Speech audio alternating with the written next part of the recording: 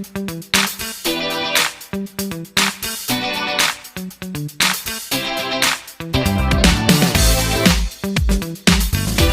siang hari ini kita akan mendengarkan pengarahan dari Wakil Menteri Hukum dan HAM untuk kita bersama-sama menyamakan persepsi kita terkait dengan rancangan Kitab Undang Hukum Pidana yang sebentar lagi akan diluncurkan yang saat ini dalam pembahasan di DPR.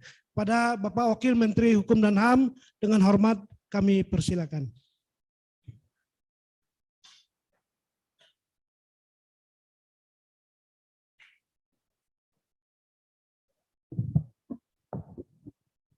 Kalau saya duduk, saya berdiri di sana nanti pada tidur. Jadi saya mau berjalan-jalan saja, kan kira-kira begitu. Assalamualaikum warahmatullahi wabarakatuh.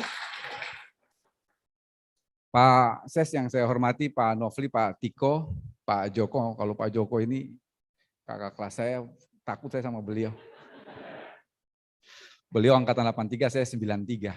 Jadi beliau jadi mahasiswa, saya baru kelas 3 SD itu Pak Joko. S2-nya juga di kita ya Pak ya? S2 kan di kita juga Pak. Iya. Jangan sampai S1 di kita, S2 di tempat lain itu turun kasta Pak. Teristimewa teman-teman penyuluh yang pada hari ini bisa berkumpul di dalam aula BPHN dan juga teman-teman penyuluh yang ada di seluruh Indonesia yang tersambung secara virtual. Mengapa perlu saya menyampaikan terkait RUU KUHP, karena RUU KUHP itu tidak bisa terlepas dari sejarah BPHN. RUU KUHP itu pertama kali digodok tahun 1958 dan lembaga ini masih bernama LPHN. Tahun 1958.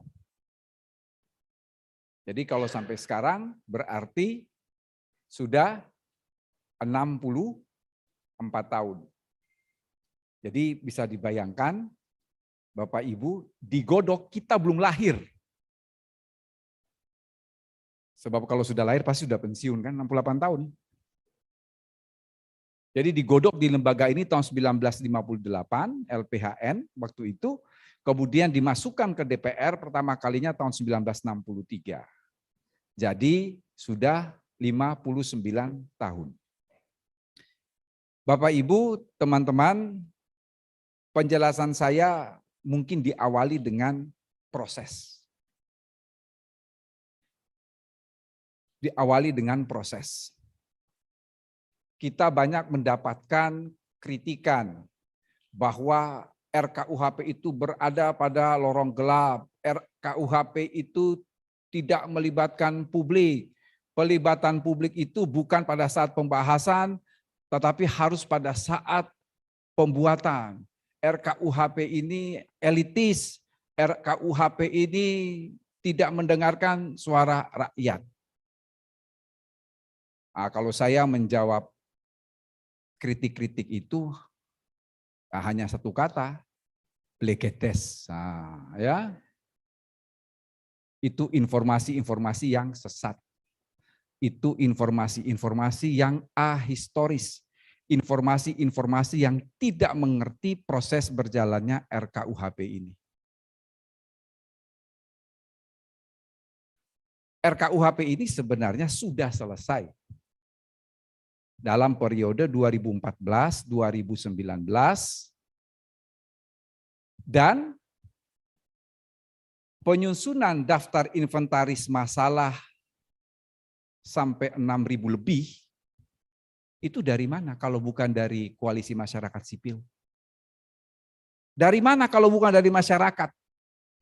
Dari mana kalau bukan dari rakyat? Jadi kalau mengatakan itu tidak melibatkan partisipasi publik, ya mbahmu. Melibatkan partisipasi publik. Ada proses itu. Salah seorang kolega kita yang mengawal ini antara lain di DPR itu adalah Dr. Arsul Sani. Beliau punya catatan-catatan bahwa daftar inventaris masalah yang berjumlah 6.000 lebih itu disusun berdasarkan masukan dari 22 lembaga swadaya masyarakat. Beliau punya catatan yang rapi untuk itu. Jadi hoax, sesat, kalau dikatakan kita tidak melibatkan publik. Mahasiswa-mahasiswa yang protes kan dia tidak mengerti proses ini. Baru kemarin sore jadi mahasiswa terus tiba-tiba terbuka mata lalu kritik. Dan pelibatan publik itu bukan pada saat pembahasan di DPR, tetapi mulai penyusunan. Ketua timnya kan waktu itu kan kepala BPAN, Profesor Eni. Profesor Eni itu guru saya. Guru saya. Kakak kelasnya Pak Joko ya. Betul toh? Pak Joko 83, Mbak Eni itu 81 kayaknya. Prof. Edi itu kepala BPAN, guru besar tata negara, mengajarkan saya mengenai legal drafting, dan dalam legal drafting itu ada yang namanya metode Rokipy. Dalam metode Rokipy itu bagaimana mendengarkan masyarakat dalam pembentukan suatu undang-undang.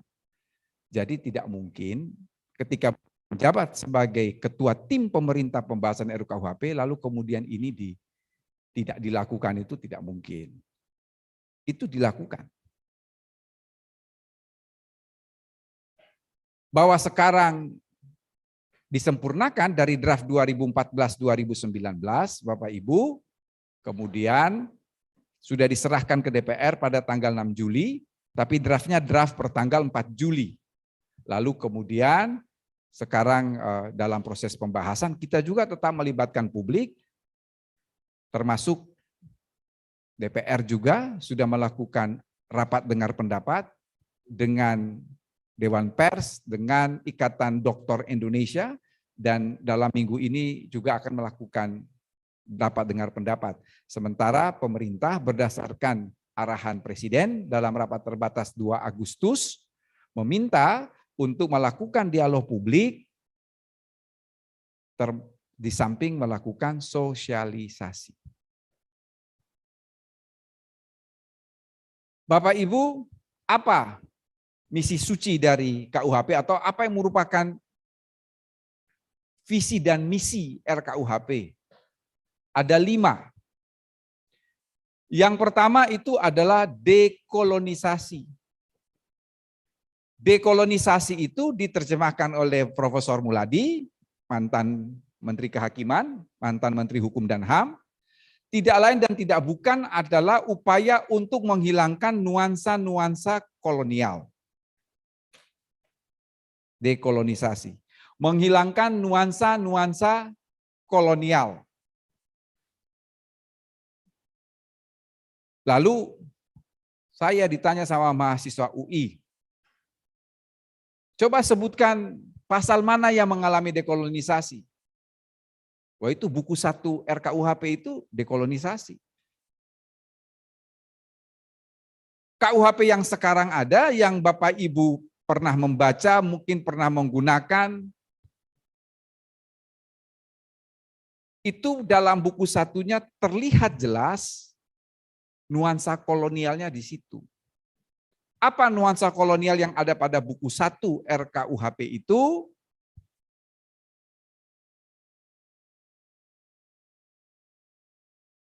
Tidak ada pidana lain dalam pidana pokok selain pidana penjara dan pidana denda. Padahal pidana denda itu kan sejak lebih dari setengah abad tidak pernah lagi digunakan.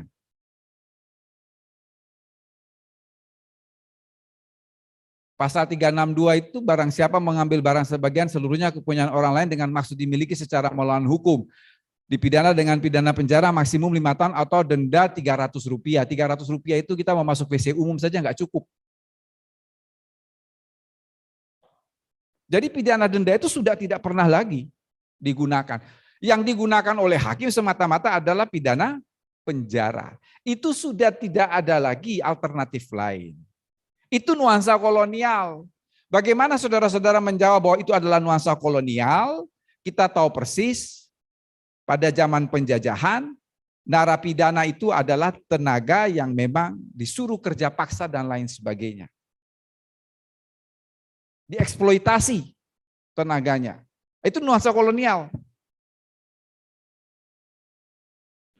Tapi di dalam RUU KUHP ini, Bapak Ibu, betul ada pidana penjara. Pidana penjara merupakan pidana pokok.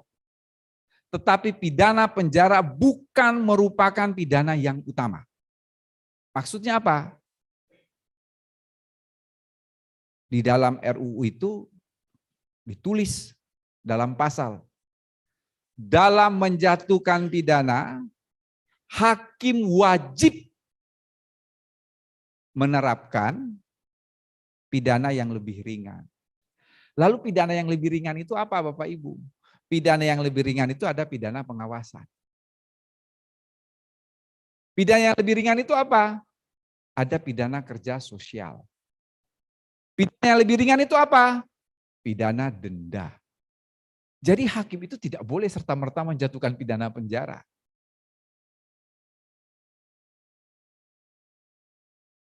Jatuhi pidana pengawasan.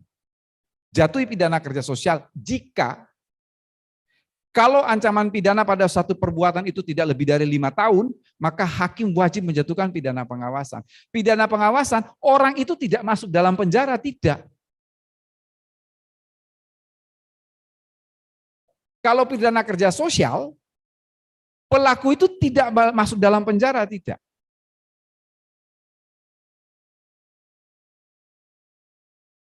Yang kedua, kita lihat misi yang kedua itu tolong dibesarkan ini biar ini betul. Ada demokratisasi. Demokratisasi itu jelas pendemokrasian rumusan pasal tindak pidana sudah sesuai dengan Undang-Undang Dasar dan pertimbangan dalam putusan MK. Misi yang ketiga itu adalah konsolidasi. Apa yang dimaksudkan dengan konsolidasi, Bapak Ibu?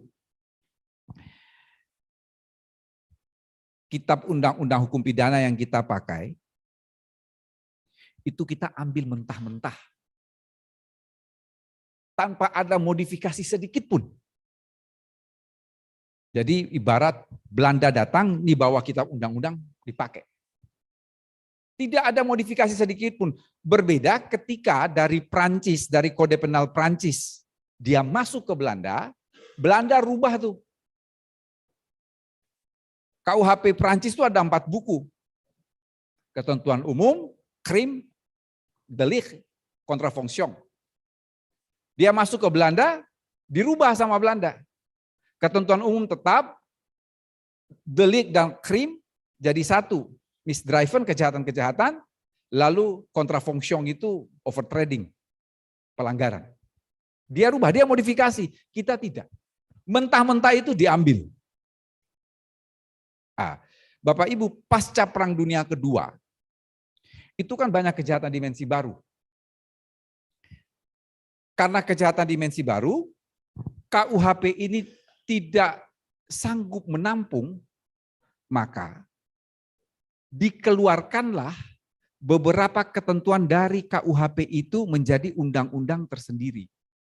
Kalau dalam teori kebijakan hukum pidana, namanya dekodifikasi. Bukan kodifikasi, dekodifikasi. Jadi tadinya kejahatan itu banyak aturan, oleh Prancis, oleh Belanda dijadikan satu, kodifikasi namanya. Pasca Perang Dunia Kedua banyak terjadi kejahatan dimensi baru, lalu dekodifikasi. Dekodifikasi contohnya apa Bapak Ibu? Undang-Undang Pemberantasan Tindak Pidana Korupsi, itu dekodifikasi.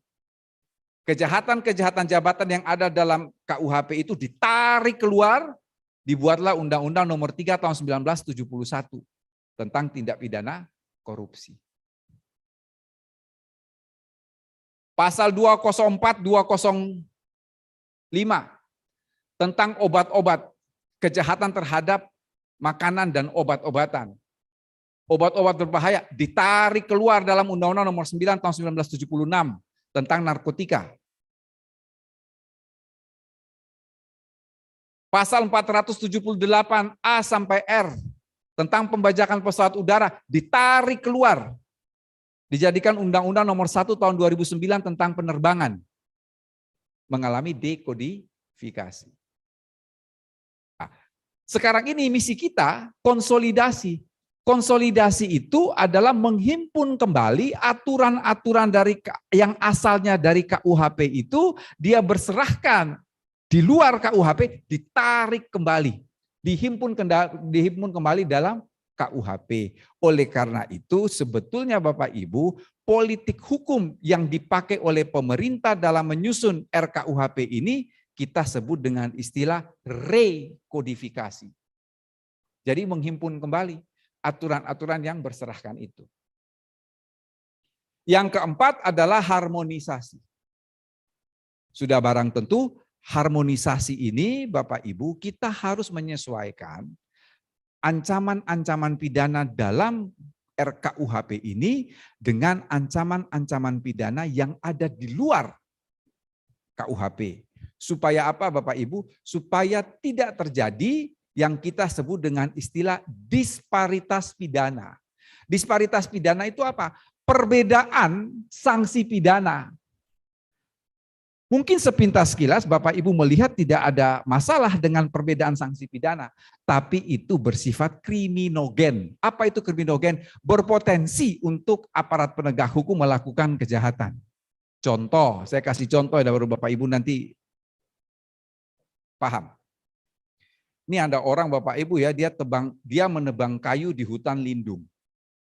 Lalu kemudian kayu yang ditebang di hutan lindung itu dia seludupkan. Ketangkap dia. Begitu ketangkap Bapak Ibu dihadapkan di polisi. Itu begitu dihadapkan di polisi, polisi buka tuh 4 undang-undang. Bukan 1 undang-undang, 4 undang-undang dia buka. Masuk nih undang-undang tentang kehutanan. Masuk juga nih undang-undang lingkungan hidup. Masuk juga undang kepabeanan karena dia menyeludup. Kalau dia mau tarik jauh sedikit, masuk nih tindak pidana korupsi. Karena penyeludupan itu kemudian ada merugikan keuangan negara, dia masukkan ke undang-undang korupsi. Apa maksudnya bersifat kriminogen? Ini dijadikan apa? Arena tawar-menawar. Saudara, tersangka mau undang-undang yang mana? Mau undang-undang yang lebih, ya kalau Anda tidak ada upeti, saya kasih undang-undang yang paling berat. Kalau yang ada upeti, saya kasih yang paling ringan. Karena apa? Karena ada disparitas, ada perbedaan. Nah, ini yang kemudian dicoba untuk diharmonisasi antara ancaman pidana yang satu dengan ancaman pidana yang lain itu tidak ada disparitas. Dan yang terakhir adalah modernisasi. Apa yang dimaksudkan dengan modernisasi, Bapak Ibu? Kita ini sudah ketinggalan jauh sekali. Ketinggalan itu bukan ketinggalan 10-20, 34 tahun ke belakang. Karena paradigma hukum pidana kita itu masih yang zaman Nabi Adam. Menggunakan hukum pidana itu sebagai lex talionis. Lex talionis itu apa? Balas dendam. Balas dendam. Dan itu bukan saja pada aparat penegak hukum, kita semua ini, masyarakat Indonesia. Pokoknya kalau ada perbuatan pidana itu maunya itu pelaku dihukum seberat-beratnya. Itu kan paradigma balas dendam. Menggunakan hukum pidana itu ya sebagai hukum balas dendam. Padahal dunia itu sudah berkembang. Dunia itu sudah berorientasi pada 3 keadilan, keadilan korektif, keadilan restoratif, dan keadilan rehabilitatif. Apa itu keadilan korektif? Keadilan korektif itu punyanya pelaku. Dia harus diberitahu bahwa dia salah. Harus ada tindakan negara mengoreksi tindakan dia. Karena itu dia diberi sanksi. Kalau keadilan korektif punyanya pelaku, maka keadilan restoratif itu punyanya korban. Dipulihkan. Kalau korektif punya pelaku, restoratif punya korban, maka rehabilitatif itu punya korban dan pelaku. Dia tidak hanya dikenakan sanksi, tapi harus direhabilitir, diperbaiki. Demikian juga korban. Tidak hanya dipulihkan, direparasi. direhabilitasi. Nah, itu adalah misi RKUHP. Berikut. Berapa jumlah bab? 37 bab, 632 pasal. Sedikit lebih banyak. Sedikit lebih banyak. Berikut. Ada 17 unggulan. Ini nanti dibaca ya. 17 unggulan hukum pidana dalam sistem pemidanaan modern. Bertitik tolak dari asas keseimbangan, rekodifikasi hukum pidana yang terbuka dan terbatas, tujuan pemidanaan terus sampai mengatur pertanggungjawaban mutlak atau strict liability. Lanjut. Ini. Saya ini ditanya Bapak Ibu dalam sosialisasi.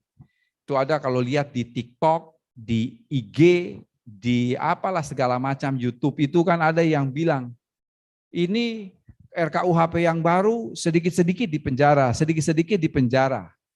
Nah, ini kan orang geblek yang nggak ngerti.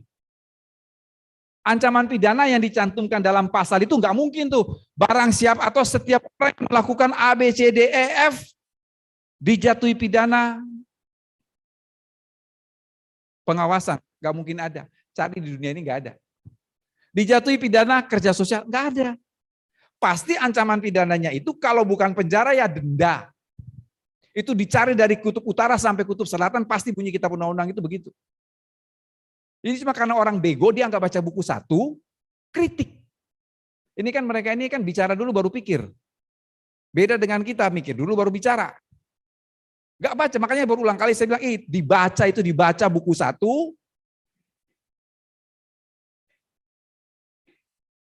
baru kemudian mengkritik. Ini dia nggak pernah baca buku 1. Apa-apa dibilang di penjara, apa-apa dibilang di penjara, apa-apa dibilang di penjara. Lalu kemudian dikatakan apa betul RKUHP itu bisa mengatasi overcrowding?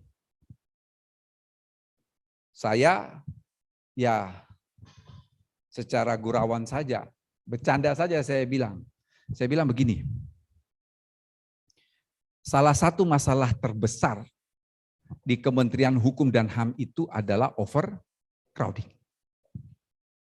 RKUHP ini leading sektornya adalah Kementerian Hukum dan HAM. Ini kementerian ini terlalu goblok kalau dia menciptakan undang-undang yang tidak bisa mengatasi masalahnya. Terlalu bego kita ini kalau kita bikin suatu undang-undang yang tidak bisa mengatasi masalah kita. Saya bilang, masih saya tambahkan. Saya bilang jelek-jelek nih ya. Itu menterinya tuh kriminolog. Pak Yasona tuh kriminolog. Dan bukan kriminolog abal-abal. Beliau dari North Dakota University. Saya guru besarnya hukum pidana. Dalam pohon ilmu, hukum pidana dan kriminologi itu ibarat dua sisi dari satu uang logam. Tidak mungkin dipisahkan. Jadi apa sebodoh itu menterinya yang guru besar kriminologi, apa sebodoh itu wakil menterinya yang guru besar hukum pidana membuat aturan sebagai leading sektor yang tidak bisa mengatasi masalahnya dalam kementerian ini. Jelas, tegas, pasti RKUHP itu karena apa? Karena itu tadi, tidak selamanya begitu dijatuhi pidana harus pidana penjara, tidak. Kalau ancaman pidana itu tidak lebih dari 5 tahun, artinya maksimal 5 tahun, hakim wajib menjatuhkan pidana pengawasan. Itu orang nggak masuk penjara. Kalau ancaman pidana itu 3 tahun, hakim wajib menjatuhkan pidana kerja sosial. Ini memang yang kemudian inline dengan Undang-Undang Pemasyarakatan, Undang-Undang Nomor 22 tahun 2022 kan gampang diingat kan, 22 kayak orang pasang nomor togel. Ada pidana pengawasan, ada pidana kerja sosial. Itu teman-teman lapas itu punya tugas yang sangat berat. Kalau KUHP ini disahkan, ditambah dengan Undang-Undang Pemasyarakatan, peran Bapas itu jadi sentra. Peran Bapas itu menjadi sentra karena pidana pengawasan itu nanti ke Bapas.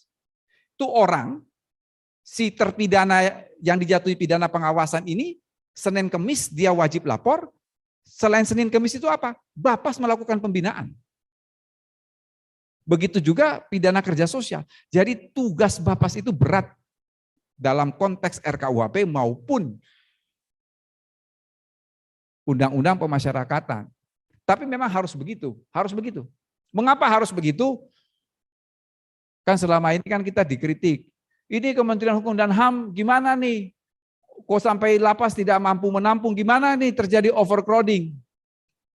Ini kan orang yang sesat, orang yang goblok yang tidak paham bahwa persoalan overcrowding itu bukan persoalannya Kumham. Emangnya kalau jaksa datang bawa narapidana, lapas bisa menolak? Biang keroknya itu ada di polisi, jaksa, dan hakim. Bukan di kita. Kita ini kan mohon maaf, kayak septic tank, tempat pembuangan akhir. Kita nggak bisa melakukan intervensi itu. Kita tidak bisa melakukan intervensi itu. Lapas itu ibarat tempat pembuangan akhir. Di dalam Undang-Undang Pemasyarakatan yang baru, kita rubah secara total, ini inline dengan RKUHP, bahwa lembaga pemasyarakatan itu terlibat dari proses ayudikasi, proses yudikasi, dan post yudikasi. Dia terlibat dari awal dan harus begitu. Yang proses siapa? Yang jatuhkan hukuman siapa? Kita yang disuruh bina. Iya kan? Itu enggak masuk di akal sehat.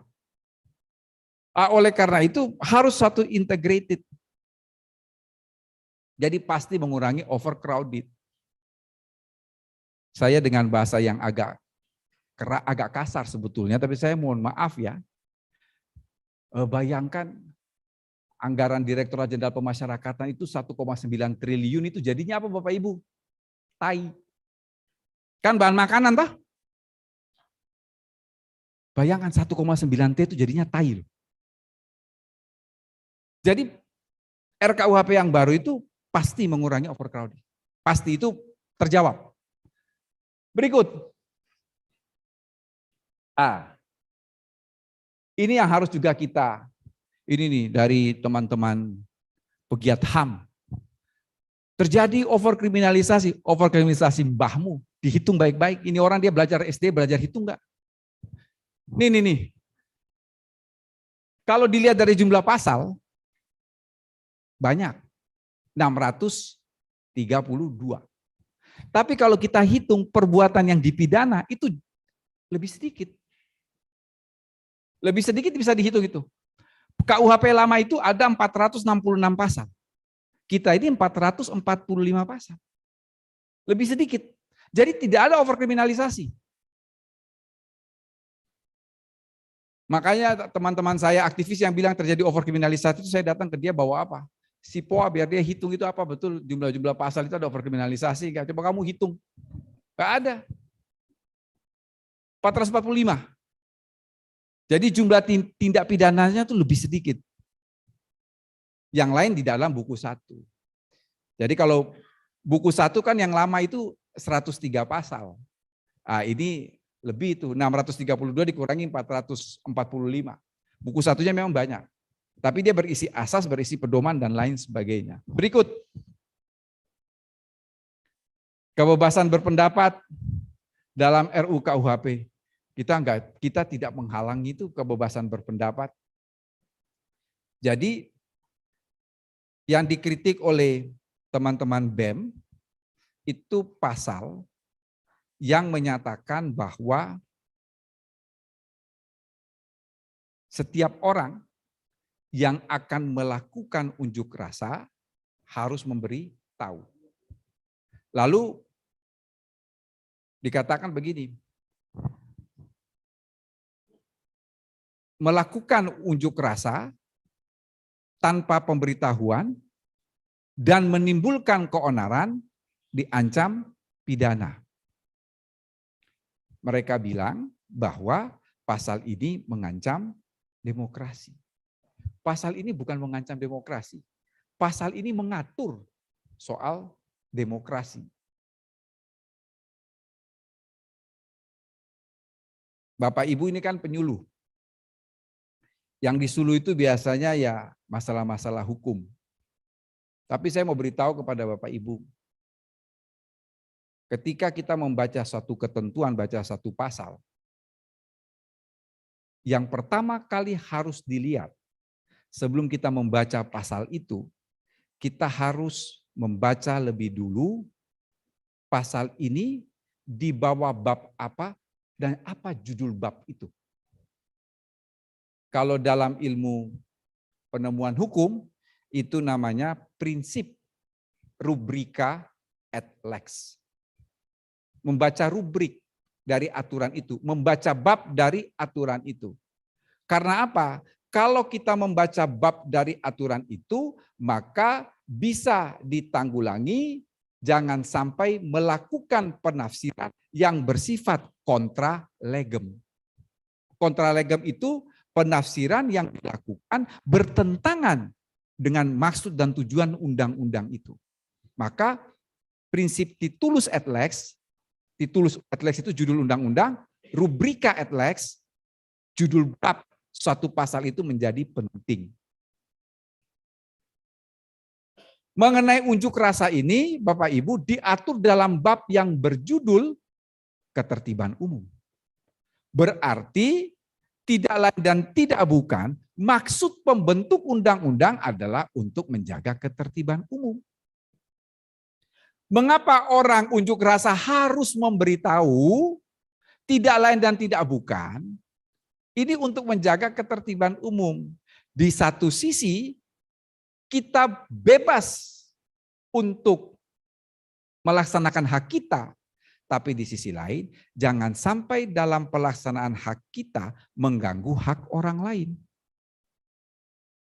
Unjuk rasa itu sudah pasti akan mengganggu hak orang lain. Hak setiap orang untuk menggunakan lalu lintas secara aman dan nyaman. Apa maksud pemberitahuan itu? Maksud pemberitahuan itu supaya polisi akan mengatur. Di satu sisi, hak pengguna jalan itu tidak terabaikan. Di sisi lain, Anda mau berunjuk rasa sampai mati di situ pun tidak menjadi soal. Jadi bukan melarang, mengatur. Itu yang pertama. Yang kedua, baca tuh pasal baik-baik. Pasal itu kumulasi.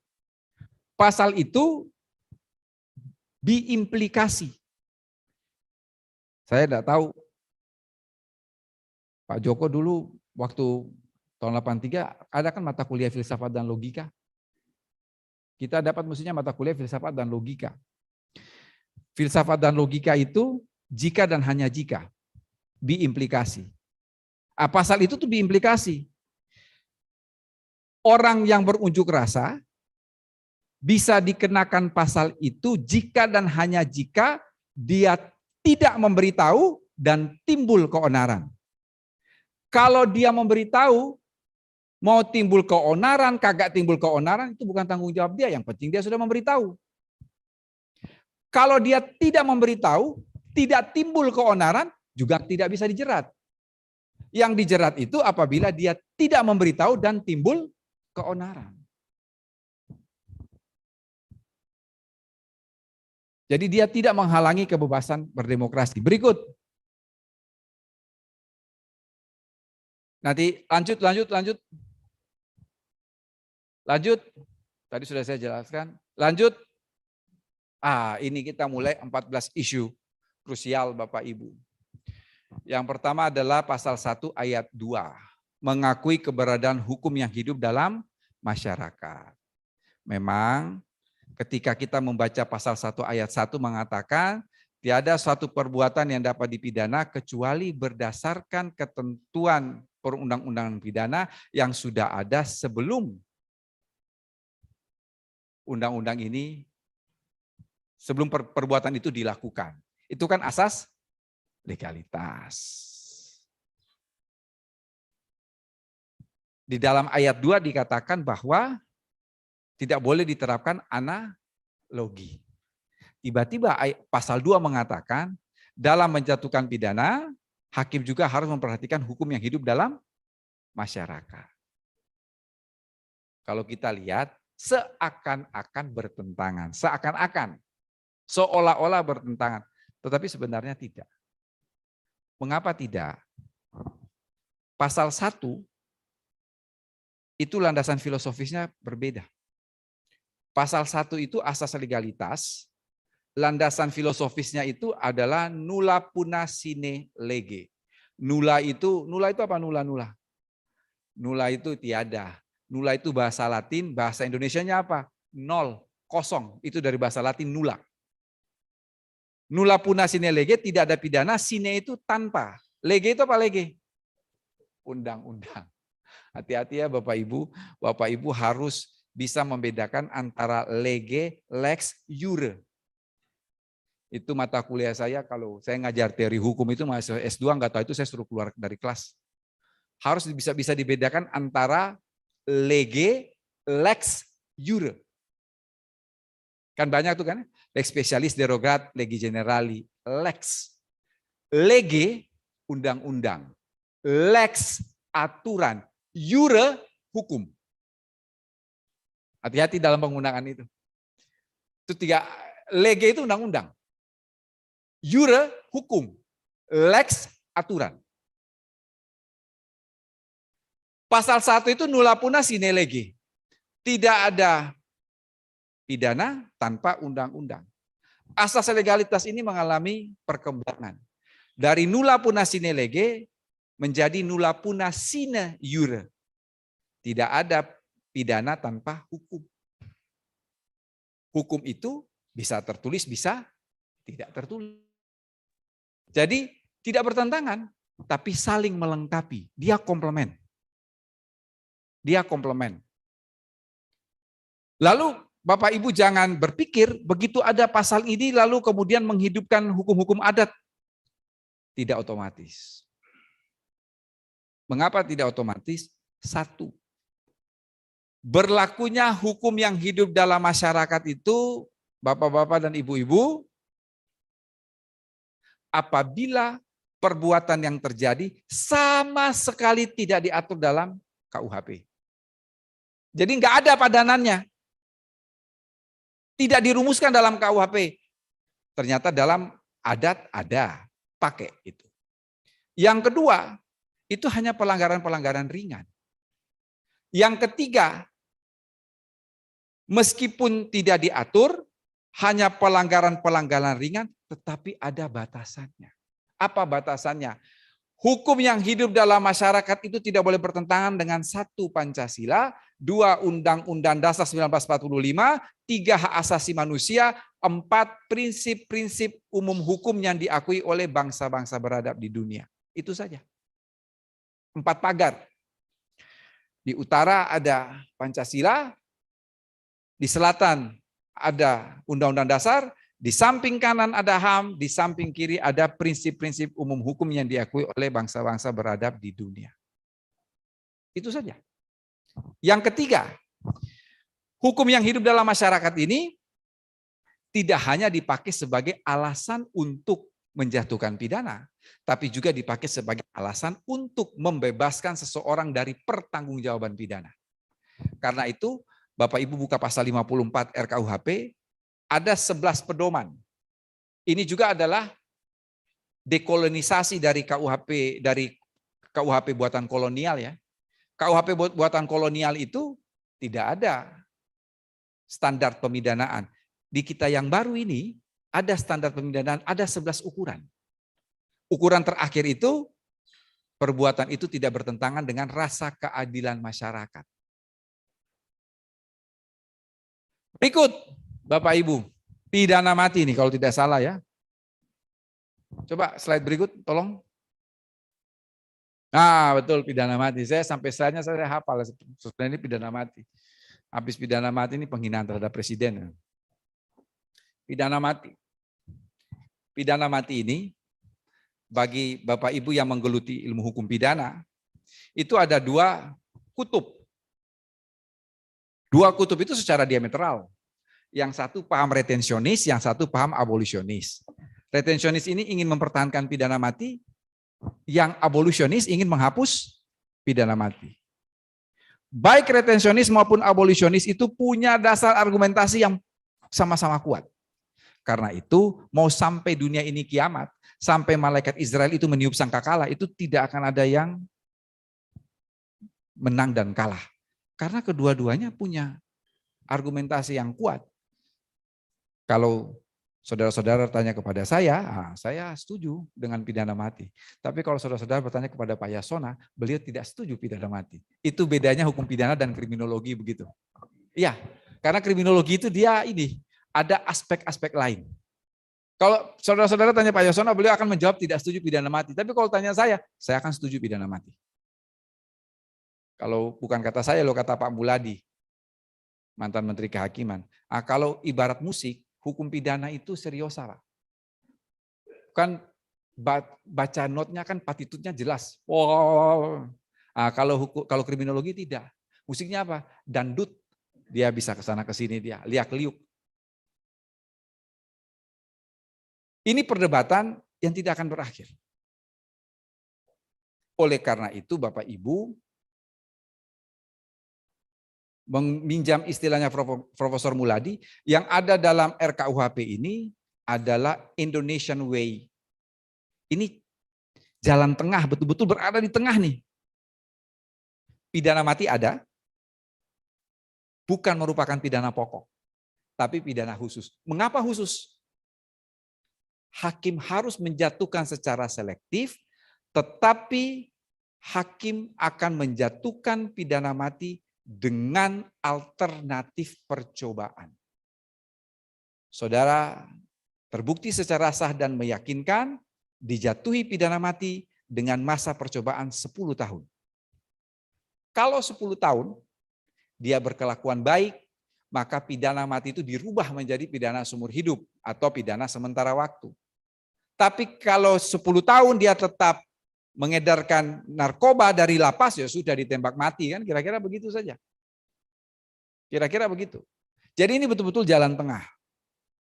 Mencoba mengambil suatu titik yang berada di tengah antara yang setuju dan tidak setuju dengan pidana mati. Tapi mau saya katakan masalah pidana mati itu bukan masalah hukum. Bagi Indonesia,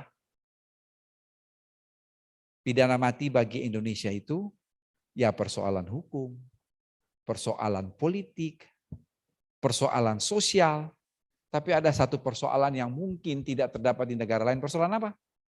Agama. Ini bukan saya cerita omong kosong. Dilakukanlah survei. Survei itu tidak banyak-banyak orang. 100 orang. Pertanyaannya simpel. Apakah saudara setuju dengan pidana mati? Apa hasil survei kepada 100 orang? Lebih dari 80 orang menjawab setuju dengan pidana mati. Berarti 80% lebih dong. Dikasih beberapa pertanyaan, pertanyaan itu ditutup.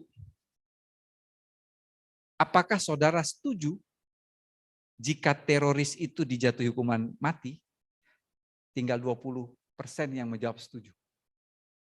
Narkotika setuju, pidana mati 8. Angkanya sama. Angkanya sama berbanding lurus dengan yang setuju dengan pidana mati. Narkotika setuju, koruptor setuju, pelanggaran berat HAM setuju. Begitu teroris, berubah tuh dari 80 yang setuju tinggal 20 yang setuju. Nah, berarti bukan persoalan hukum, ini ada persoalan agama di situ. Makanya kita mengambil jalan tengah. Yang berikut, Bapak Ibu, adalah soal penghinaan terhadap presiden kalau saya tidak salah ini ya.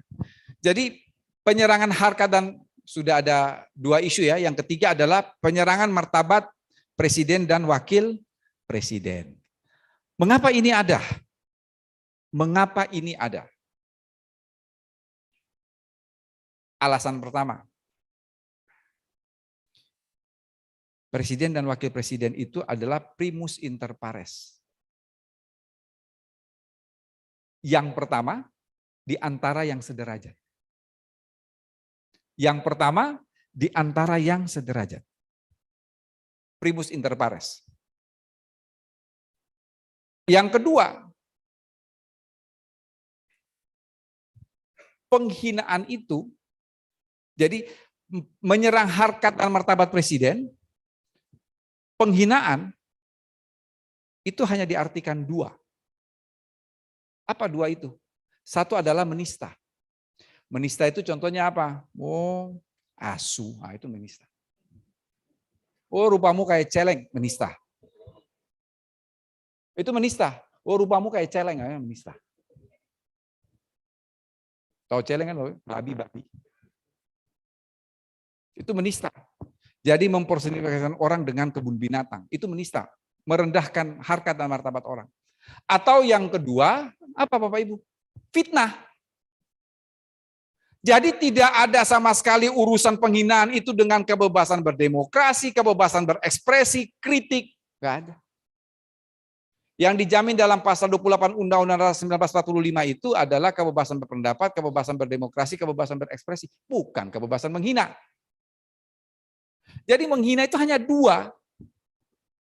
Itu yang saya terangkan berulang kali kepada para pengkritik itu, pengen tak jitak kepalanya itu kalau dikasih tahu tuh nggak ngerti-ngerti bahwa yang namanya penghinaan itu hanya ada dua. Satu menista, dua memfitnah. Saya kira tidak ada ajaran agama di muka dunia ini yang membolehkan fitnah itu. Kalau ada saya mau pindah ke situ. Nggak ada yang mengatakan fitnah itu perbuatan yang sah menurut ajaran agama. Itu inti penghinaan. Yang ketiga, Bapak Ibu, isi KUHP di seluruh dunia ini sama. Di Kutub Utara membunuh itu perbuatan pidana. Di Kutub Selatan juga membunuh perbuatan pidana. Di Afrika itu pemerkosaan perbuatan pidana. Di Indonesia juga perbuatan pidana. Sama. Isi KUHP itu universal sama.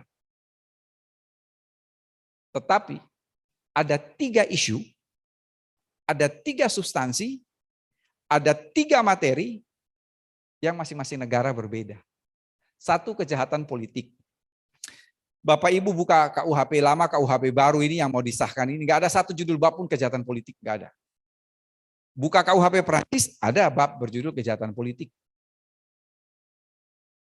Masing-masing negara berbeda. Yang kedua apa Bapak Ibu? Delik kesusilaan. Saudara-saudara buka KUHP Cina, buka dari halaman 1 sampai halaman terakhir, dibolak-balik itu KUHP-nya, tidak ada satu bab pun dalam KUHP Cina yang berjudul kejahatan terhadap kesusilaan. Nggak ada. KUHP Cina tidak ada. Di kita, aborsi itu masuk tindak pidana kesusilaan. Di Swedia, Denmark, Norwegia, Finlandia, negara-negara Skandinavia, di Eropa Utara, aborsi itu adalah perbuatan yang legal menurut hukum nasional masing-masing negara itu. Karena mereka zero growth, pertumbuhannya zero.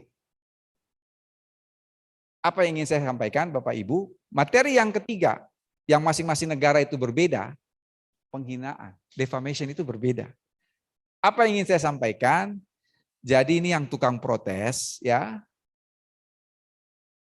janganlah mengatakan soal penghinaan ini di Belanda sudah dihapus, di Amerika begini, di Jerman begini, tidak boleh dipadankan, tidak boleh dibanding-bandingkan. Nah itu ada lagunya kan, betul. Nggak boleh dibanding-bandingkan karena memang berbeda kalau soal penghinaan itu, soal kejahatan kesusilaan itu berbeda. Soal delik politik itu berbeda. Itu 3 isu yang masing-masing negara berbeda. Yang keempat Bapak Ibu, pasal tentang penghinaan ini ada alasan penghapus pertanggungjawaban pidananya. Apa alasan penghapus pertanggungjawaban pidananya? Jika perbuatan itu dilakukan demi kepentingan umum atau untuk pembelaan diri, maka tidak dipidana. Diberi lagi penjelasan, yang dimaksudkan dengan kepentingan umum itu adalah kritik terhadap presiden atau wakil presiden. Pasal ini tidak dimasukkan untuk merintangi demokrasi. Pasal ini tidak dimasukkan untuk menghalangi kebebasan berpendapat dan kebebasan berekspresi. Jadi kurang apa?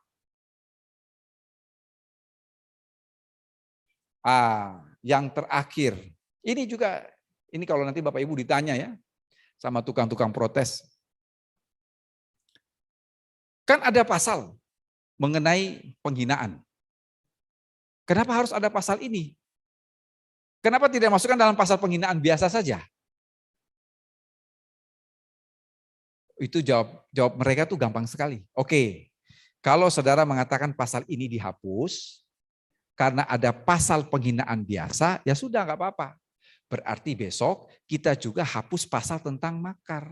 Makar itu apa? Membunuh presiden atau wakil presiden. Kan sudah ada pasalnya Freddy Sambo kan 338, 340. Mengapa harus ada pasal makar?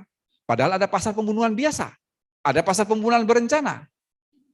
Kembali lagi kepada konsep yang pertama, primus inter pares. Itu tidak ada urusan dengan equality before the law, tidak. Nama saja primus inter pares, yang pertama di antara yang sederajat. Jadi mengapa pasal ini ada? Berikut, kalau sudah lanjut ini cepat ini. Ini, ingat ya, KUHP itu bukan mengatur tentang santet. Bukan. Yang dilarang dalam pasal ini adalah orang yang mengaku. Mengapa tujuannya ini? Delik ini justru mencegah timbulnya kecelakaan berupa penipuan. Kan ada tuh kan, bisa menggandakan uang. Ini yang jerat dengan pasal ini. Pesulap merah, segala macam. Jadi kita tidak mengatur tentang santet. Waktu saya ikut ratas dengan Bapak Presiden dan Pak Wakil Presiden tanggal 2 Agustus itu, memang Presiden juga bilang, wah Pak Wamen kok ini diatur tentang masalah gaib ini. Kalau masalah-masalah gaib ini urusannya Pak Wapres sajalah masalah gaib ini. Beliau bilang begitu. Tapi jangan sampai keluar ya, nggak enak saya. Yang berikut. Ini saya tidak terangkan ya. Pasal ini kita take out. Keluarkan. Karena ada putusan Mahkamah Konstitusi. Dan sudah masuk dalam Undang-Undang Praktek Kedokteran. Lanjut. Unggas. Yang saya heran begini ya, Bapak Ibu teman-teman yang saya kasihi. Pasal-pasal yang diprotes, sekali lagi saya ulangi ya, pasal-pasal yang diprotes ini adalah pasal-pasal yang ada dalam KUHP. Pertanyaan saya, mengapa mereka tidak protes yang sekarang ini? Padahal yang sekarang ini jauh lebih ringan dari yang diatur dalam KUHP. Itu yang pengen saya pukul kepalanya pakai mic ini benar. Jadi saya mangkal betul di situ. Ini kan pasal yang ada, yang existing. Mengapa mereka tidak protes yang sekarang ada, tapi protes rancangannya? Padahal rancangan ini lebih soft, lebih moderat dari yang ada. Ini untuk teman-teman petani yang meminta untuk pasal ini ada. Karena seringkali benih yang baru disemai itu dirusak oleh kerbau, oleh ayam, anjing, dan lain sebagainya. Di sini jelas delik materi menimbulkan kerugian. Berikut. Ini contempt of court. Ini pengacara paling banyak sekali protes ini ya. Ini. Sebetulnya yang mereka protes itu yang kedua. Live streaming. Mengapa kita tidak boleh live streaming? Kalau kita belajar hukum acara pidana pasti tahu. Ini mengenai objektivitas saksi. Kalau satu peristiwa, Pak Nofli, saya, Pak Joko, Pak Tiko ini dipanggil sebagai saksi. Ketika Pak Joko bersaksi, kami bertiga harus keluar. Supaya tidak terpengaruh oleh keterangan Pak Joko. Kalau live streaming, kan pasti bisa didengar di luar. Itu kalau live streaming itu tidak dilarang, ini nanti akan mengurangi objektivitas peradilan. Mengapa sampai live streaming ini kita larang? Itu alasannya. Berikut. Ini sudah kita cabut ya, hapus, take out advokat curang. memang ketentuan ini diskriminasi ya.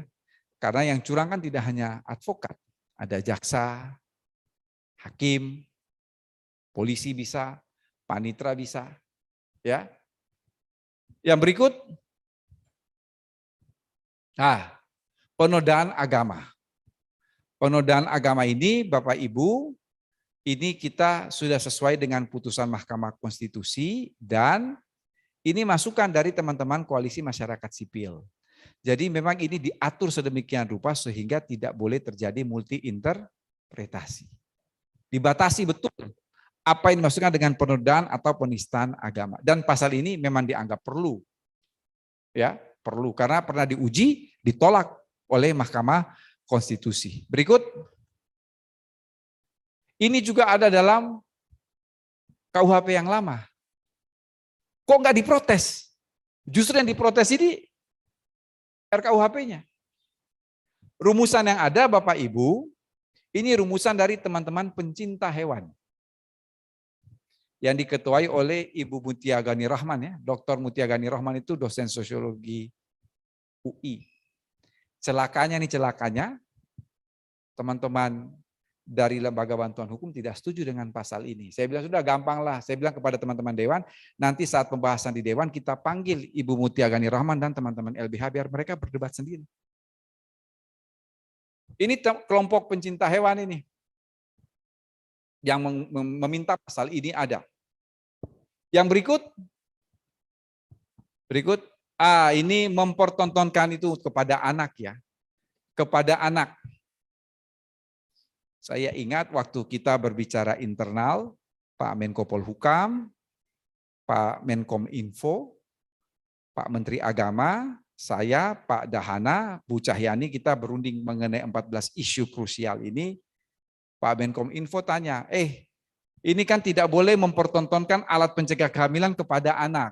Lalu Pak Menkom Info bilang, itu ada tidak batasan anak? Oh ada, di dalam buku 1, batasan anak ada. Oh syukurlah kata Pak Menkom Info. Soalnya kalau kakek memberikan kepada bapak itu kan anak. Betul juga saya bilang ya benar. Kalau ada kakek kasih kondom ke bapak itu kan anak. Betul juga saya bilang betul itu masuk tuh barang itu. Jadi Pak Joni juga berpikir betul kalau kakek kasih ke bapak kan kasih ke anak itu betul juga ya. Anak itu ada batasannya. Ini semata-mata untuk apa? Mencegah perilaku, melindungi anak dari perilaku seks bebas. Yang berikut, penggelandangan. Ini sama ada dalam KUHP juga. Kan nanti orang akan bertanya begini. Kalau Bapak Ibu sebagai penyuluh soal penggelandangan, pasti akan ditanya begini. Ini pembentuk KUHP gimana sih? Penggelandangan ini hanya diancam dengan pidana denda. Hanya diancam dengan pidana denda, nggak ada penjaranya. Lalu pasti orang bertanya begini, ini pembentuk KUHP gimana sih? Dia bergelandang itu nggak punya uang. Kok dijatuhi pidana denda? Akibat apa? Tidak baca buku 1. Di dalam pedoman pembinaan itu salah satunya, hakim ketika akan menjatuhkan pidana denda harus memperhatikan kondisi ekonomi pelaku. Artinya apa? Dia tidak akan dijatuhi pidana denda, tapi akan pidana kerja sosial. Itu jawabannya. Dia akan dijatuhi pidana kerja sosial. Ini juga untuk ketertiban umum. Dan pernah diuji di MK, ditolak. Berikut, ini yang terakhir ini, aborsi. Aborsi ini kita sudah mengikuti yang pertama, waktu itu terus terang saya ini berada di bawah bab kejahatan terhadap nyawa dan janin. Kata janin itu saya tambahkan. Terus Pak Muladi tanya, almarhum Pak Muladi tanya kepada saya, ngopo kowe dadak nambah janin? Saya bilang, Pak Muladi, saya ini punya pengalaman. Pengalaman apa? Menggugurkan? Oh enggak, bukan Pak. Pengalaman jadi saksi ahli di pengadilan dan terdakwanya bebas. Saya saksi ahlinya terdakwa. Itu terjadi di PN Bantul. Ada sepasang muda-mudi SMA. Pacaran, lalu terjadi hal-hal yang diinginkan. Diinginkan bukan tidak diinginkan. Itu salah, itu bahasa yang salah, hal yang tidak diinginkan. Itu hal yang diinginkan kok. Terjadi hal-hal yang diinginkan. Iya toh Pak? Terjadi hal yang diinginkan, bukan tidak diinginkan. Betul kedua belah pihak. Makanya pagi itu kan Pak, ada di sini yang dari Sumatera Barat, Padang ada? Oh Pak Novli. Kita itu kan selalu merantau Pak. Karena pesan-pesan orang tua, nini mama di Sumatera Barat itu kalau anaknya mau merantau, ada 3 pesan. Dilarang pancilok kecuali terpaksa, nggak boleh. Dilarang pencuri kecuali terpaksa. Yang kedua dilarang mabuk, tidak boleh mabuk kecuali sama-sama, kecuali sama-sama. Yang ketiga dilarang berzina kecuali suko sama suko. Dilarang berzina kecuali suka sama suka. Itu ada 3 pesan biasanya dari nini mama di Ranah Minang sana. Di sepasang muda-mudi SMA. Terjadi hal-hal yang diinginkan karena siswi ini terlambat datang bulan. Lalu pakai tes pack itu dia hamil. Diperiksa ke dokter, usia janin itu sekitar 3-4 minggu. Mereka kemana? Ke dukun beranak di Bantul itu. Ke dukun beranak di Bantul, begitu keluar dari dukun beranak itu langsung ditangkap sama polisi. Praktek dukunnya, dukun-dukunnya itu semua diangkat. Terus sampai ke pengadilan. Mereka diancam pasal 346 KUHP. 346 KUHP itu membunuh janin. Saya bilang, saya ahlinya mereka, karena itu diadvokasi oleh teman-teman LBH. Saya diminta, saya bilang, ya oke. Saya di pengadilan itu memberikan keterangan tidak lama. Saya bilang, coba saudara jaksa, hakim yang mulia, perhatikan pasal 346 itu judul babnya apa? Judul babnya itu adalah kejahatan terhadap nyawa. Maka pertanyaan singkat, padat, dan jelas. Usia 3 minggu itu sudah ada nyawa atau belum? Sudah belum? Nah, berarti tidak ada kejahatan terhadap nyawa. Selesai.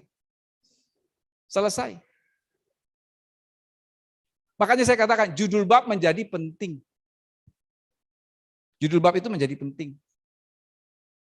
Di sini ditambah kejahatan terhadap nyawa dan janin. Ini 12 minggu. 12 minggu ini kita dapat dari Prof. Beni. Jadi Prof. Beni kan istrinya spesialis, bukan bidan, spesialis kandungan. Takkan dan mentang-mentang nggak jadi kepala BPN udah bilang bidan.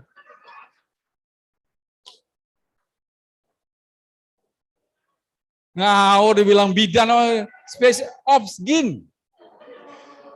Iya.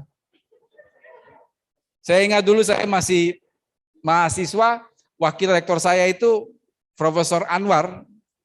Beliau spesialis kandungan. Beliau bilang, pokoknya masuk fakultas hukum. Bukan fakultas kedokteran, Pak? Tanganmu itu cocok loh untuk spesialis kandungan, ini tarik-tarik begini katanya. Itu katanya Pak Anwar. Jadi sekali lagi Bu ya, istri beliau itu spesialis kandungan. Bidan, coba bidan. Tapi nggak apa-apa daripada dibilang dukun beranak. Masih baik loh Bu daripada dibilang dukun beranak. Waktu itu kita konsultasi lalu istrinya Prof. Beni mengatakan ukuran WHO itu 12 minggu. Jadi kita pasang di situ 12 minggu. Yang terakhir Bapak Ibu menutup pembicaraan kita pada siang hari ini pasal yang paling menyenangkan ini ya. Pasal tentang kohabitasi, tentang perzinahan, tentang pemerkosaan khususnya marital rape. Perkosaan dalam keluarga. Ini sebetulnya sudah diatur dalam Undang-Undang KDRT. Memang Bapak Ibu, kalau kohabitasi perzinahan, ini diatur salah, enggak diatur lebih salah. Jadi pasti kita dalam posisi salah. Kita sosialisasi di 12 kota tahun 2021. Ketika di satu provinsi, saya lupa ya, kalau tidak salah, saya pakai kalau tidak salah supaya tidak menuduh. Di Sulawesi Utara kalau tidak salah, itu mengatakan bahwa kenapa sih negara harus mengatur hal-hal yang bersifat privat? Mengapa harus mengatur hal yang bersifat privat? Tapi ketika kita pergi ke tempatnya Pak Nofli di Sumatera Barat, kita dimaki-maki. Ini pembentuk undang-undang nih gimana? Kenapa harus delik aduan? Itu kan perbuatan yang melanggar norma agama, siapapun bisa melapor. Nah, lalu kita ini mau gimana? Kita atur, nanti dibilang tidak mengikuti aspirasi dari Sulawesi Utara, tidak kita atur, dibilang tidak mengikuti aspirasi dari Sumatera Barat. Lalu mau gimana? Diatur salah? Enggak diatur salah. Jadi kita mencoba. Bahasanya begini Bapak Ibu, delik aduan yang hanya dapat diproses bila ada pengaduan dari pasangan, orang tua, atau anak. Ini dibagi dua. Untuk perzinahan, pasangan, suami atau istri. Ya, makanya kalau mau berzina, habis itu ya apa istrinya, apa suaminya dicekik supaya nggak ngadu. Selesai. Yang orang tua atau anak itu jika terjadi kohabitasi. Kalau kohabitasi itu samen leven, kerbau berkumpul, overspel, bahasa Belandanya overspel. Padahal kalau kita terjemahkan secara kata per kata, saya juga kaget loh, itu terjemahan bahasa Belanda overspel kok perzinahan ya. Over itu terlalu, spell itu bermain. Terlalu bermain itu nggak tahu bermain apa itu, bingung. Overspell. Dan Bapak Ibu ada di sini nih. Pengaduan tidak wajib diikuti dengan pengajuan gugatan perceraian seperti ada dalam pasal 284. Karena apa Bapak Ibu? Ada suara-suara yang mengatakan sudahlah untuk perzinahan itu kita kembali saja kepada pasal 284 KUHP yang lama. Laki-laki atau perempuan yang melakukan hubungan suami istri di mana salah satu atau kedua-duanya telah terikat perkawinan yang sah. Mereka minta kembali ke 284. Hati-hati, jebakan Batman. Jangan kembali ke 284. Mengapa jangan kembali ke 284? Ini sekali lagi, karena tidak baca, tidak paham. Kalau kita kembali ke 284, Bapak Ibu, Pak Nofli, saya, dan yang beragama Islam, itu tidak akan bisa dijerat dengan pasal 284 KUHP tentang perzinahan. Mengapa? Di dalam pasal itu dikatakan, yang bisa dijerat dengan pasal ini, laki-laki yang tunduk pada pasal 27 KUH Perdata. Apa isi pasal 27 KUH Perdata? Di dalam satu waktu, seorang laki-laki hanya boleh mempunyai seorang perempuan sebagai istri, dan seorang perempuan hanya boleh mempunyai seorang laki-laki sebagai suami. Saya mau katakan apa Bapak Ibu? Pasal 284 KUHP yang sekarang itu dibentuk dalam nuansa etika Katolik. Karena tidak boleh poligami. Jadi kalau pasal 284 dikembalikan nanti keanekaan Pak Nofli. Nggak bisa dijerat Pak, kalau Bapak nggak bisa Pak. Kan saya nggak tunduk pada pasal 27 KUH Perdata, selesai. Makanya jangan dikembalikan ke 284. Itu laki-laki yang beragama Islam itu mudah sekali lepas. Dia hanya menyatakan di pengadilan, saya tidak tunduk kepada pasal 284, pada pasal 27 KUH Perdata, selesai. Makanya mengapa satu, kita tidak mensyaratkan ada harus tunduk kepada pasal 27 KUH Perdata, dan yang kedua tidak perlu diikuti dengan perceraian, ya. Meskipun di dalam bahasa aslinya tidak menyebut perceraian, disebut dengan istilah scheiding bed and tafel, pisah ranjang dan pisah meja. Kembali lagi, etika Katolik yang tidak mengenal perceraian, hanya kenal scheiding bed, pisah ranjang and tafel, dan meja. Kira-kira itu saja. Terima kasih Pak Ses, Pak Nofli, Pak Tiko, Pak Joko, dan tentunya apresiasi saya yang sebesar-besarnya kepada teman-teman penyuluh dan yang berada di Zoom meeting. Itu yang ingin saya jelaskan. Bila taufiq wal hidayah. Wassalamualaikum warahmatullahi wabarakatuh. Pak Ses, kalau ada pertanyaan boleh Pak Ses? Boleh. Baik. Ya. Terima kasih. Boleh, silakan. Iya. Tapi jangan tanya bagaimana cara berzina, Iya. jangan. Tapi Prof izin, saya mengamati dari depan tadi ketika pasal-pasal terkait unggas, kemudian penggelandangan, ya kan, penghinaan presiden, ini matanya redup. Tapi ketika masuk ke dalam pasal perzinahan tadi Prof, matanya langsung melotot semua. Jadi salah satu pasal yang menarik untuk kita bicarakan. Jadi demikian. Terima kasih Pak Prof sudah menjelaskan kepada kita semua, terutama kepada para pejabat fungsional penyuluh hukum yang nantinya tentunya berinteraksi dengan masyarakat yang kemudian menanyakan terkait dengan hal-hal yang disampaikan oleh Pak Wamen tadi. Kita sudah ada pegangan, pedoman, agar supaya apa? Agar supaya nanti kita jangan salah informasi. Tadi sudah disampaikan bisa saja nanti menjadi diplesetkan, kemudian dimanfaatkan, kemudian digoreng di media massa. Nah ini saya pikir pedoman yang disampaikan oleh Pak Wamen ketika kita menjelaskan kepada masyarakat terkait dengan rancangan KUHP kita, ini kita sudah mendapatkan pembekalan dari Pak Wamen. Saya rasa kita buka diskusi untuk sekitar beberapa orang, baik yang hadir secara langsung maupun yang hadir secara virtual, bisa di kolom chat kita, di Zoom kita, atau bisa menyampaikan informasi secara langsung, baik yang hadir secara langsung maupun yang hadir secara virtual yang ada di seluruh Indonesia, pejabat fungsional penyuluh hukum atau yang lainnya. Kami persilakan kepada Bapak Ibu semua. Silakan. Nah, dari yang pertama yang hadir langsung mungkin dari 2 saja, kita batasi 3.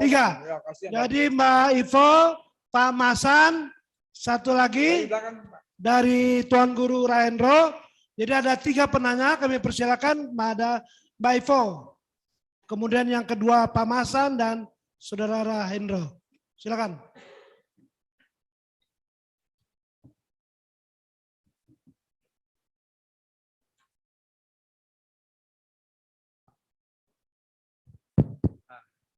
Terima kasih kepada Pak Ses.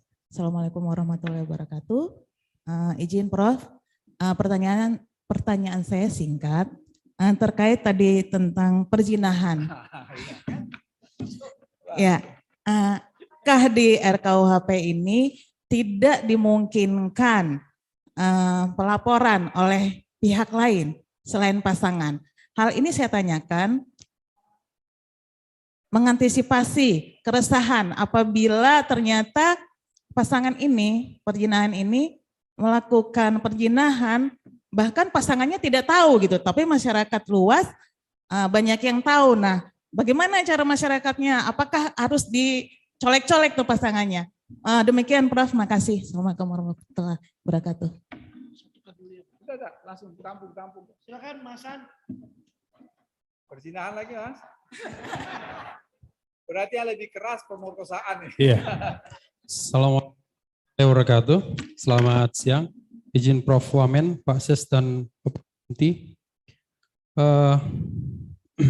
Ya, saya Mas Nurpian Pak dari anggotanya Pak.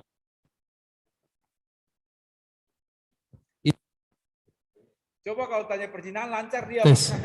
Iya. Ya, pertanyaan pertama, ya ini berkaitan dengan pada akhirnya nanti apabila Prapimti mengarahkan adanya keterlibatan organisasi bantuan hukum misalkan, gitu ya, karena saya diamanahkan untuk itu, gitu. Nah, ada 3 hal ini untuk apabila nanti adanya klarifikasi kepada kami ya. Tadi Pak Ses mengarahkan khawatir adanya penggorengan media ketika kami menyampaikan kepada mereka atau ke OBH kami menyampaikan kepada masyarakat sebagai panjangan tangan kami. Pertama yang berkaitan dengan primus inter pares penghinaan presiden Prof Wamen, begitu ya. Ini apakah presiden keadaan aktif sebagai presiden ya, atau bagaimana ketika Pak Presiden itu ya dalam masa kampanye sebagai beliau itu diberikan ya setelah putusan MK yang kemarin itu kan ada diberikan hati begitu ya. Nah, tapi ketika beliau menggunakan haknya begitu ya. Nah, apakah pasal ini berlaku untuk presiden incumbent tersebut begitu? Yang pertama. Yang kedua adalah mengenai penggelandangan Prof. Wamen begitu ya. Tadi Prof. Wamen menyampaikan terhadap pertanggungjawaban pidananya yaitu bukan denda melainkan bisa alternatif kerja sosial. Kenapa tidak disebutkan langsung sebagai kerja sosial? Undangan itu jobless ya dan homeless juga begitu. Terus yang ketiga ada diskusi dengan kawan saya di sebelah juga. Ini bagaimana kalau pencegahan terhadap penunjukan alat kontrasepsi ya di Alfamart, di Indomart, di kasir-kasirnya itu terpampang jelas dengan berbagai rasa dan berbagai merek begitu. Nah itu memang buat dimakan. Oh. Hal tersebut, nah ini ketika KUHP ini nanti berlaku ya kan, nah apa yang ada di display kasir-kasir tersebut itu di stop atau bagaimana begitu. Izin Prof. Wamen. Terima kasih. Bagus. Yang ketiga, Pak Rendo.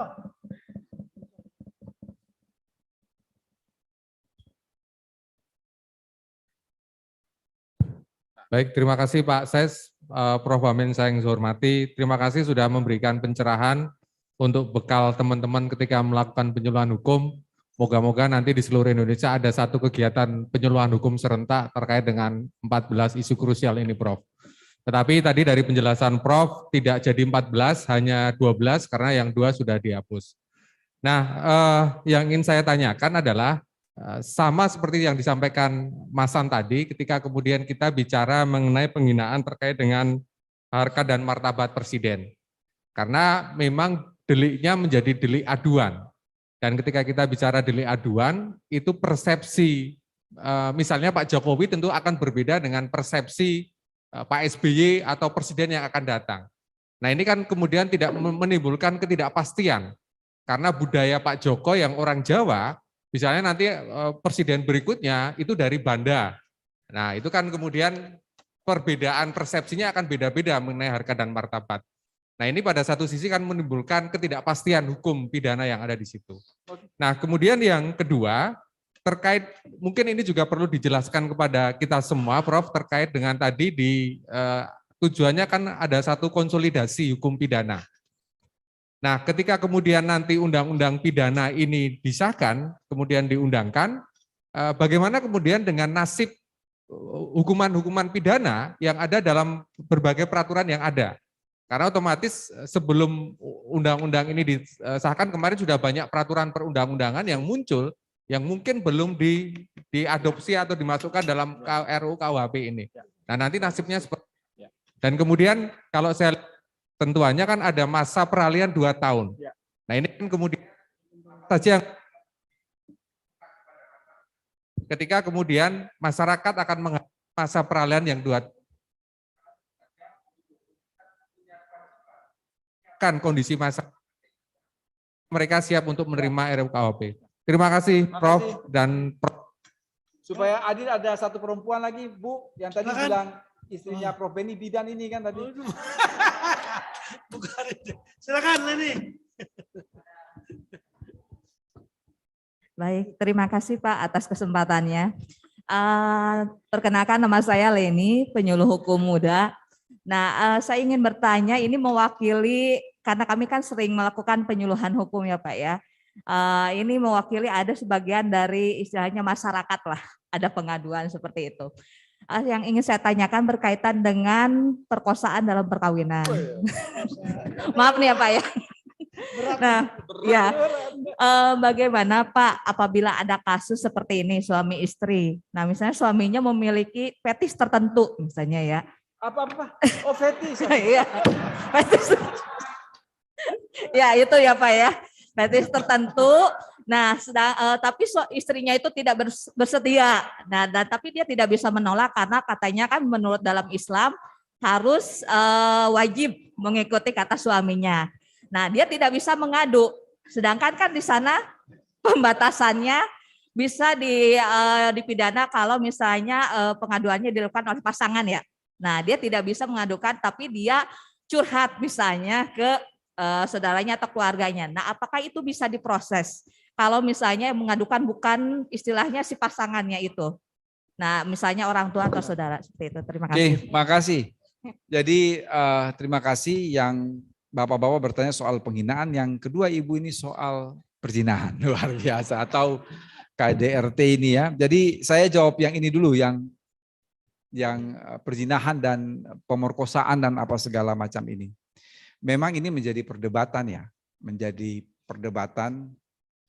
Ya kalau mau pandangan saya pribadi ya saya sebetulnya juga agak malas itu soal ngatur kohabitasi dan lain sebagainya ya. Mereka yang enak kok kita yang repot kan kira-kira begitu. Saya agak pusing juga. Jadi ini perdebatan kita 2 hari 1 malam dengan teman-teman dari fraksi PKS.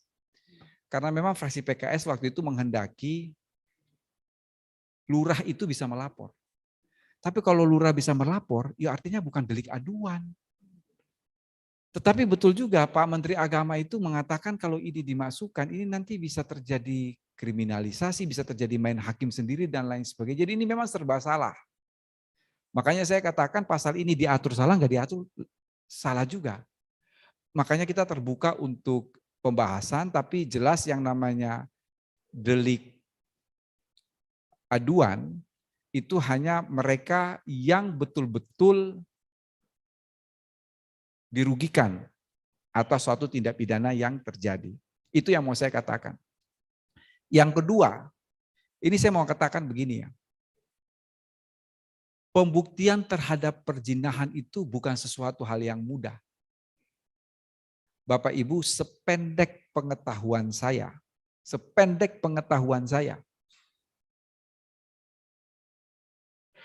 Rasulullah itu tidak pernah mau mengadili atau mau memeriksa perkara yang berkaitan dengan zina. Karena kembali ke titik berat soal pembuktian itu. Kecuali mohon maaf, kalau ada saksi mata yang melihat betul itu terjadi. Mungkin dia ngintip di lubang kunci atau pasang hidden kamera. Tapi sekarang itu kan kita tahu persis musimnya CCTV mati. Musimnya CCTV mati sekarang. Jadi soal pembuktian. Di dalam KUH Perdata ada juga tentang perzinahan. Perzinahan dalam KUH Perdata dan perzinahan dalam KUH Pidana itu 2 hal yang titik beratnya dari soal pembuktian itu tidak mudah. Sehingga mengapa pasal ini kita ekstra hati-hati. Tetapi mengapa kemudian yang bisa mengatur ini adalah pihak yang terdampak langsung. Kemudian mengenai pemerkosaan dalam keluarga atau marital rape atau itu pasangan yang mempunyai fetis. Ini menurut pendapat kami, ini kan sudah bukan barang baru. Terakomodasi di dalam undang-undang PKDRT kan. Kalau dia curhat, dia tetap tidak bisa selain pasangannya sendiri yang melaporkan. Tapi kalau yang pasangannya melaporkan dianggap membuka aib. Ini memang ya pasal-pasal ranah privat itu saya agak memang betul menimbulkan perdebatan. Tapi pemerkosaan di dalam RKUHP itu sudah sangat, dan tidak hanya pemerkosaan, kan kalau konsep pemerkosaan yang 285 itu kan pasti pelakunya laki-laki. Pasti pelakunya laki-laki. Bapak Ibu, tahun 2005 ada mahasiswa bimbingan saya. Dia mengambil skripsi mengenai visum et repertum dalam tindak pidana pemerkosaan. Itu kasus nyata. Kasus nyata Pak Joko pasti tahu di Pasar Beringharjo, Pak. Di Pasar Beringharjo Itu biasanya kalau pagi jam-jam 3 pagi, jam setengah 3, jam 3 pagi, itu pedagang-pedagang sayur dari Kulon Progo, dari Purworejo, dari sekeliling Jogja itu sudah datang menata lapaknya itu. Tiba-tiba baru jam setengah pagi ada seorang perempuan, dia sedang menata lapaknya. Lalu ditarik sama seorang tukang beca di gedung society yang di belakang Beringharjo itu, Pak. Diperkosa di situ. Maaf ya, maaf sekali. Ketika begitu terjadi ejakulasi, tukang beca itu lalu mengeluarkan spermanya di luar vagina. Bapak Ibu tahu apa putusan Pengadilan Negeri Yogyakarta yang merupakan kota pendidikan? Yang dilakukan oleh tukang beca itu bukan pemerkosaan, percobaan pemerkosaan. Karena memang ada putusan Hohrat tahun 1915 yang mengatakan pemerkosaan itu, mohon maaf, penis harus masuk pada vagina dan penis harus mengeluarkan sperma di dalam vagina.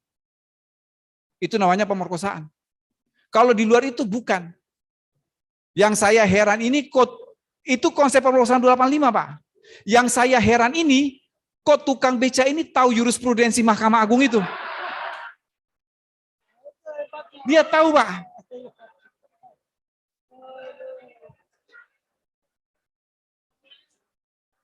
Sekarang sudah diakomodasi, sudah luas. Tanggung jawab penyuluh. Yang kedua, ini benar Pak. Tadi kan ada 3 pertanyaan Pak. Yang pertama adalah soal sosialisasi ini ya. Sosialisasi ini memang terus terang kemarin kami baru melakukan TOT terhadap 9 kementerian dan lembaga yang akan ikut kita untuk sosialisasi KUHP, termasuk para sukarelawan. Kebanyakan dari teman-teman LBH. Sehingga agak malu juga saya. Kalau LBH saja mau, masa kita di BPHN nggak mau. Karena itu kalau nanti ada pertanyaan, ya silahkan dijawab. Tapi kalau memang ada merasa keberatan, nanti kemudian itu di-forward ke saya untuk kita diskusikan. Pertanyaan kedua tadi apa Mas? Oh, oke. Yang ketiga itu kan nanti jawabannya sama tuh. Yang ketiga? Oh, penggelandangan, betul. Iya ya, Pak, tidak mungkin kita akan mengatakan barang siapa melanggar akan dijatuhkan pidana kerja sosial. Enggak ada, Pak. Namanya pidana kerja sosial, pidana pengawasan, itu tidak mungkin akan ditaruh di dalam rumusan pasal, itu tidak mungkin. Karena sanksi itu hanya penjara atau denda. Tetapi dalam prakteknya tidak mesti pidana penjara atau denda. Dia akan menjatuhkan pidana yang lebih ringan. Yang terakhir, ini pertanyaan yang bagus sekali ya. Sekaligus saya mau, kan beliau tanya kan ini dalam masa cuti. Apakah pasal 218 itu Presiden Jokowi sebagai presiden atau Jokowi sebagai pribadi? Jawabannya apa? Kedua-duanya. Jadi waktu Bung Karno mau dibunuh dalam peristiwa Cikini tahun 1957, argumentasi pembela advokat para terdakwa itu bahwa mereka tidak boleh dikenakan pasal makar. Karena pada saat itu Bung Karno sedang tidak bertugas sebagai presiden dan Bung Karno sedang bertindak sebagai orang tua wali murid dari Guntur Soekarno Putri dan Megawati Soekarno Putri. Persis seperti pertanyaan itu kan, cuti. Tapi tidak bisa. Presiden itu dia melekat 24 hours. Karena ini menyangkut keselamatan jiwa. Itu pertanyaan yang selalu diutarakan. Ini sebagai pribadi atau sebagai kepala negara, sebagai presiden, kedua-duanya. Jadi dia sebagai sebagai pejabat, tapi sekaligus adalah personal leg dari presiden. Dimanapun Bapak Ibu, yang namanya delik aduan itu sifatnya sangat subjektif. Maka betul yang Bapak katakan tadi. Menurut Pak Jokowi bukan penghinaan, tapi mungkin presiden lain adalah penghinaan. Tapi yang ingin mau saya katakan, mengapa pasal ini harus ada? Bapak Ibu bisa bayangkan, presiden itu pasti punya pendukung. Pastilah. Minimal adalah 50% pemilih plus 1. Kalau pemilih kita 150 juta, minimal presiden itu 75 juta plus 1 ya. Bapak Ibu bisa bayangkan tidak? Kalau tidak ada pasal ini, kemudian presidennya dihina, dicaci maki, kemudian timbul chaos, pendukungnya marah, timbul keonaran. Bagaimana antisipasinya? Tetapi kalau ada pasal ini, dengan mudah kita akan mengatakan, Presiden saja tidak baper, kok Anda baper. Kan ada pasal khusus tentang itu yang bukan disamakan dengan penghinaan biasa. Ini yang dalam hukum pidana Bapak Ibu dikenal dengan istilah teori pengendalian sosial. Jadi memang supaya orang tidak main hakim sendiri, ada pasal tentang itu. Untuk mencari kanal. Karena masing-masing punya pendukung. Ya. Tapi kembali lagi kepada subjektif presiden. Karena Pak SBY juga dulu kan melaporkan siapa itu anggota Partai Bintang Reformasi itu. Kan lapor ke presiden, ke Mabes Polri.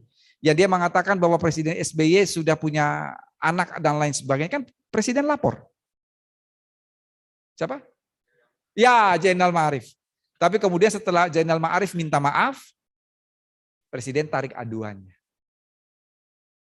Kalau Presiden Jokowi seingat saya belum pernah beliau lapor-lapor tuh. Dibilang anak PKI, dibilang beliau santai. Saya kira itu saja, saya ada acara lain Pak. Bapak Ibu saya mohon maaf ya. Sekali lagi saya terima kasih kepada Bapak Ibu, saya harus bergeser ke kantor karena ada rapat sebetulnya rapatnya jam 11:30. Saya sudah terlambat 15 menit. Sekali lagi Pak Ses, Pak Tiko, Pak Nofli, Pak Joko, dan teristimewa teman-teman penyuluh tercinta, saya terima kasih dan apresiasi yang sebesar-besarnya. Bila taufiq wal hidayah, wassalamualaikum warahmatullahi wabarakatuh. Saya juga Pak Wamen, Bapak Ibu yang hadir secara langsung dan secara virtual, demikian yang sudah disampaikan oleh pembekalan dari Pak Wamen kita. Mudah-mudahan ini menjadi pedoman dalam pelaksanaan tugas kita masing-masing. Demikian, saya rasa kita tutup. Kami kembalikan ke MC.